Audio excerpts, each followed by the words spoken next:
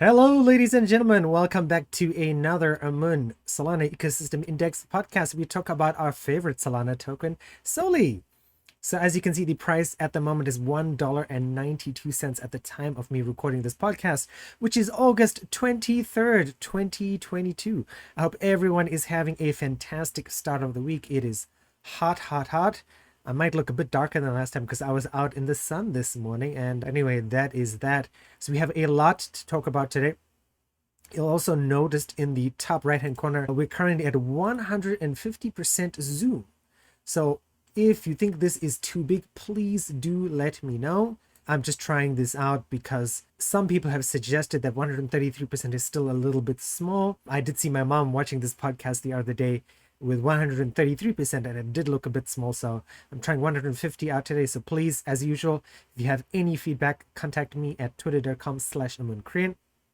Now let's get on with things. We don't have too many stories to talk about today. This does look like a lot, but some of this stuff will go a lot quicker than others. As usual, we have a crypto recap segment from CNBC. So if you would like to skip that, please forward ahead 2 minutes. But first, let's talk about SOLI and about Solana and a few other things. Let's look at Defilama. Current Solana TVL is $1.48 billion. It is down 1.9% in the last 24 hours. Marinade Finance's dominance is 18.56%. You guys should be familiar with that. That is one of the largest constituents of our SOLI index. You can see right here, Marinade number 1, SOLI number 2, Serum number 3, Raydium number 4, Atrix number 5. So these are the top 5 protocols at the moment.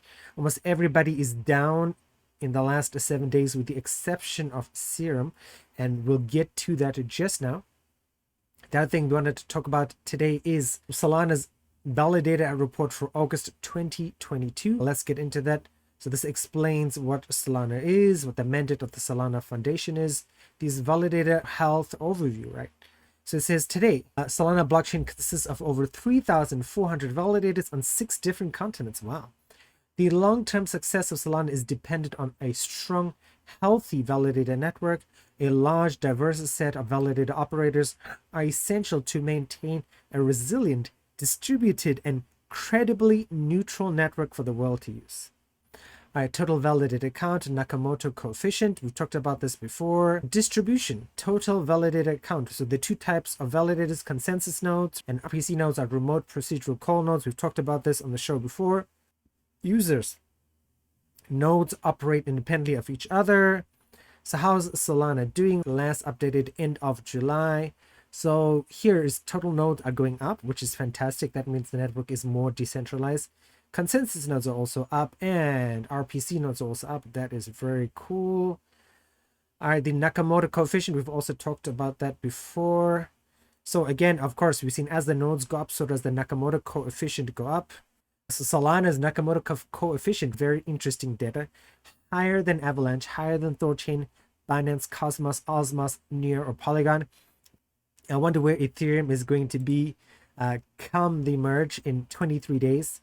Why I know it's 23 days is I was just looking at my mining machine, and I mine with Ethermine, and it says there's a big message where I can check how much money I'm making, and it says, oh, by the way, we will be stopped mining Ethereum in 23 days, which is cool. But anyway, back to Solana. Distribution, geography. So Solana geographic distribution of stake by country. So green is Germany. This is United States and Ireland. So I guess the largest is Germany, right? And then the United States, and then Ireland, and then it goes down in smaller, I guess, that way. Okay. So it's interesting that Germany has the largest distribution of staked Solana. Ethereum geographic distribution of miners by country. Wow. Okay, that's a comparison, right? United States, 45.2%. So a lot of stuff in the US, yes, but there's still a lot of Ethereum miners. Far more distributed, I would say. Anyone can run a Solana node. That is not true. So Solana needs some really decent hardware. So it says, let's take a Amazon Web Services or Microsoft Azure, for instance, consider. Okay, this talks about that. How is Solana doing? Stake distribution across ASNs. Okay, interesting. All right, validator ownership across entities. Okay. The Solana Foundation has verified that 1,915 consensus producing validators, at least 1,688, 88.14% are running by independent entities. Okay, nice. And this talks about the future, very interesting. So let's go back and talk about our SOLI index, right? One of the things I do want to mention, right, as you guys know, a rebalance will happen next week. We were supposed to do a SOLI Twitter Spaces next week. Unfortunately, that is not going to happen because with the current state of the market, we're not going to show who's going to be in the new rebalance. As you guys know, we are applying Amun's methodology version 2. Please check out Carson Brown's article on our Medium page. Those of you who are SOLI holders should be exposed to a lot more projects, not just these 4. So we'll have to wait and see. So once the dust is settled, we're going to invite a lot of these new protocols to come and do a Twitter Spaces. So please keep an eye out for that. We're going to do it sometime on a Friday, about 12 p.m. Eastern Standard Time. At the moment, I'm aiming for the middle of September. We'll let you guys know closer to the time. But yeah, so please keep an eye on that. Right, new methodology starting next week. Lots of interesting stuff happens. So great time to be a SOLI holder. And as usual, please tune in for the CNBC crypto recap. It's about 2 minutes long. If you'd like to skip it, skip this video or your podcast ahead 2 minutes, and we'll start talking about Marinade. Today, a sudden crypto sell-off sends Bitcoin and Ether plunging. U.S. officials ask for an independent investigation into Celsius, and another troubled crypto lender lays off 80% of its employees.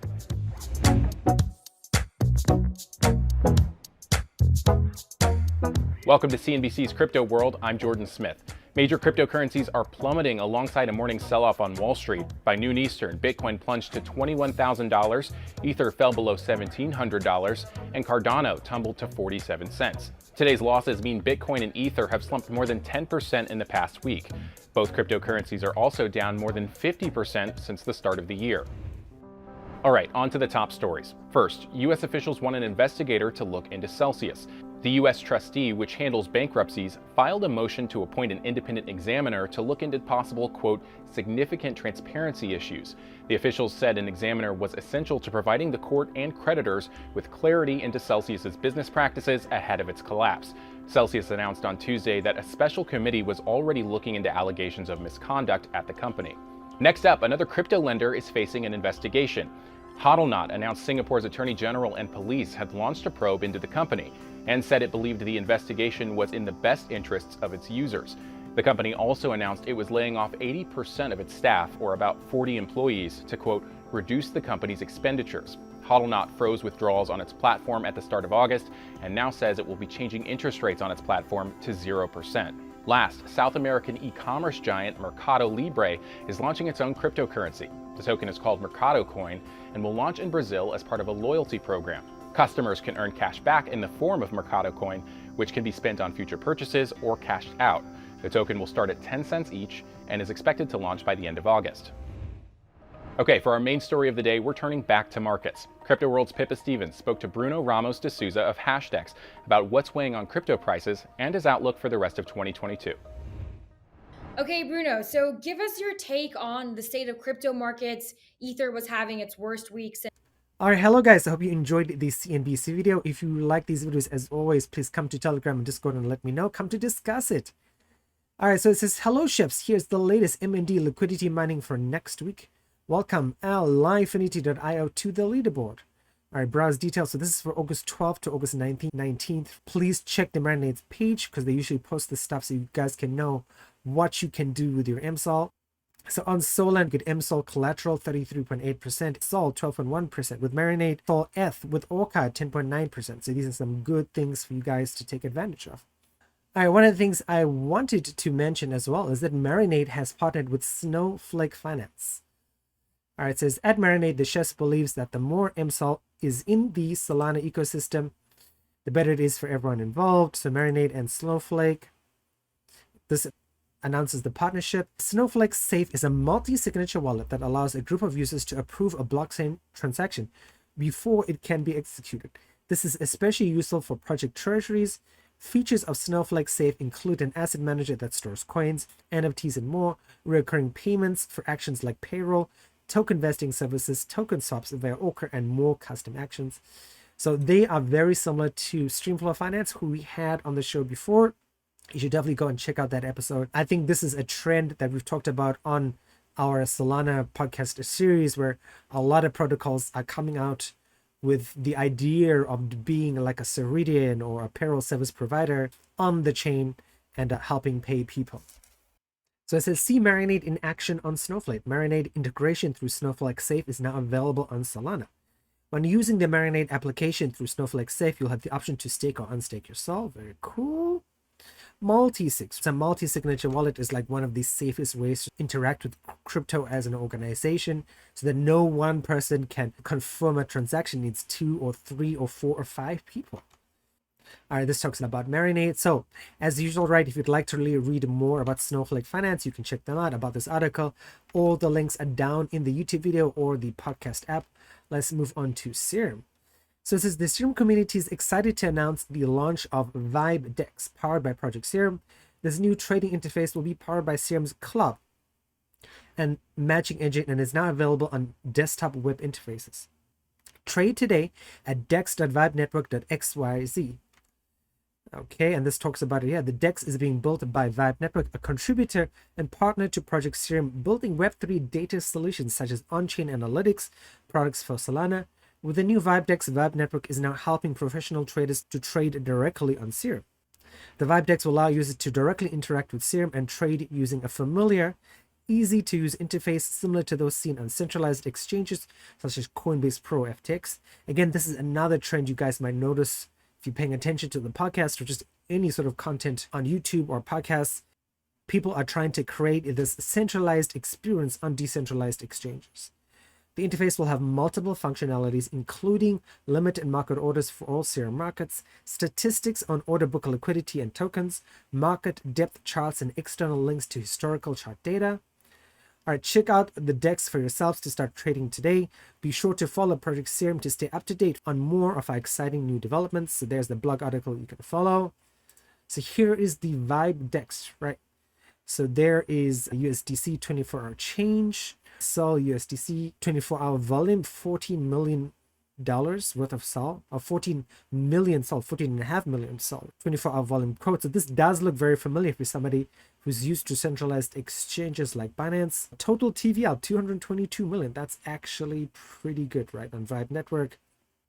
Okay, so very interesting, something for you to check out if you are a trader. Let's move on to here. It says check out our latest video from Project Serum outlining the difference is between order books and, so let's watch this. Hi everyone, and good AMMs. to see you again. And let's turn the sound off as well, because I don't want you guys to listen to this sound. This explains what the difference is between order books, and Serum does really good whiteboard videos. You should definitely have a look at this. I think this is small. There it is now, normal size. Definitely something for you guys to look at if you're interested in the way Serum works. And let's move on to our next piece of news, which is about Raydium. So Raydium, it says awesome to see Ratio Finance's integration with Raydium on the USDT USDC vault. USD are cap hit, but looks like an increase soon. In just over 12 hours since our integration of stable Raydium LP, we're ecstatic to have seen unbelievable demand on the USDT USDC vault via Raydium protocol. Cap increase coming soon, so you can check that over here. We can see that right here, 4.3 million USDT USDC. That's a decent APR, right? 13.71% interest. So this is not interest on your USDT USDC. It's being paid out in Ray tokens, I would assume. I haven't checked this out just yet. Other thing is that, like, this is a AAA rating, risk rating. AAA is like very safe. Again, not financial advice. So let's have a look at Ratio Finance over here. So it says total USDR, red USDR must be Ratio's stablecoin, total TVL 3.4 million. Connected wallet, this is my wallet at the moment. This is via Saber, this is via Raydium, this is via Saber as well. This looks like just what we were looking at before. The APR has gone up 15.39%. So the APR is made up of Mint APR 10.89%, 4.5% yield farming, collateralization ratio 105%. Okay. So these are the risk ratings as well. I think we've looked at a similar protocol before on the show. So if we've looked at the same one, I apologize for that. This is still interesting to look at, especially if you have a very short-term memory like I do. Yeah, interesting. UXD. We've had UXD protocol on the show. We've talked about them on the podcast. Definitely check that episode out. So some interesting options here on Ratio Finance. The other thing we wanted to talk about is the staking history tool that Raydium made available. It says, considering recent third-party wallet security issues, some Raydium users may wish to migrate to new or more secure hard wallets while keeping staking history for accelerator eligibility, as such snapshots from August 2nd to August 19th are paused to allow users to change wallets. So if you guys remember, this month there was a big wallet issue on Solana. That issue has been fixed, but this wallet allows you to deal with issues when it comes to staking in the Raydium sense, right? Accelerator is a Raydium's launchpad, and the way that works is, right, you had to have staked a certain amount of Ray in order to get allocation for Raydium's launchpad. So if you are a Ray holder and you staked it and you're having issues, this might be a way for you to solve those issues. Read through this and see if it'll help you. If you have a question, I can help you figure this out as well. I'm not a Ray holder, but I am familiar with the Accelerator platform, just having covered on this podcast for the last few times we have been doing this show. Okay, so this is Raydium. We are moving to this super fast, which is good. Let's see how this does. So the next thing we want to talk about is Orca as well. So it says, calling all podmates in New York City. Want to win this honorary Orca NFT? Quote, tweet this pinned tweet with a photo you've taken featuring Orca at Solana Spaces. So Solana Spaces is like a Orca's place in New York somewhere. I've talked about this. Go back to the last time we did a Last Week in SOLI podcast. A really cute NFT with an Orca with a cup of coffee or tea or whatever someone puts in a mug these days. So something for you guys to consider, especially if you want a free NFT or you're a fan of Orca or you live in New York City, right? Like a lot of Amun people are based in New York City. The last thing today is, what kind of Orca swag do you want to see at the Solana Spaces in Miami? So this is from August 19th, a few days ago. The Solana Embassy coming soon to Wynwood in Miami. The embassy is more than a store. It's a lounge and a community center. The embassy also doubles as the best crypto event venue in the world, with a nightclub grade audio system. Huh. Orca board shorts, LG, that's very cool. If you guys are in Florida or in Miami, and what kind of swag would you want to get? I think for me, I would love an Orca t-shirt. I'm sure they probably already have Orca t-shirts, so that is not exactly very novel. I would love, I guess then what would I love? I'd love an Orca sweatband, especially because you guys know I cycle a lot. And I have a very weirdly looking sweatband at the moment that I bought very cheap. That works, and it works really well. But yeah, so if you have some ideas, tweet at Orca. Let them know. Let them know you came from this podcast, right? Because we like everyone to know that we are supporting the constituents of our SOLI index. And that is pretty much it for today, guys. I hope you are enjoying today's show. So, as usual, right, this week, Friday, we will have Matt Powers, the Director of Communications from O3 Swap, will be on the podcast. I am shooting the episode tomorrow. It should be out Thursday in some form. If I can get all this editing done Thursday, I might have a few other things to do. As usual, the latest it'll be out is Friday. Thursday as well, I should make that, because our design team is going to be really busy. I'm not putting anything out until we have the artwork these days. So Thursday, Friday, or Saturday for that episode. Next week, I'm shooting another episode this week, which is with the chief of DeFi from Anchor Protocol. It's not the UST Anchor, it is the other Anchor who works with Zapier, liquid staking solution, Web3 infrastructure. You probably know them in a sense, but they are one of the main infrastructure providers for a lot of Web3 that exists today. So I'm doing his episode Thursday, but his episode will be released next week. Yes, next week, Friday, just because this is when we're scheduled. I'm still trying to organize my scheduling a bit better. So anyway, this is it, guys. I hope you enjoyed today's episode. Don't forget to like, subscribe, and share this podcast on Facebook, on TikTok, on whatever social medias. Don't forget, we have a TikTok channel. Follow us there. Let me know if I should be doing a TikTok every day, because that's something I've been wanting to do. I just haven't had the time, but maybe that's time. Maybe it's time for me to make time for that. Okay, and anyway, guys, I will chat to you later, and take care.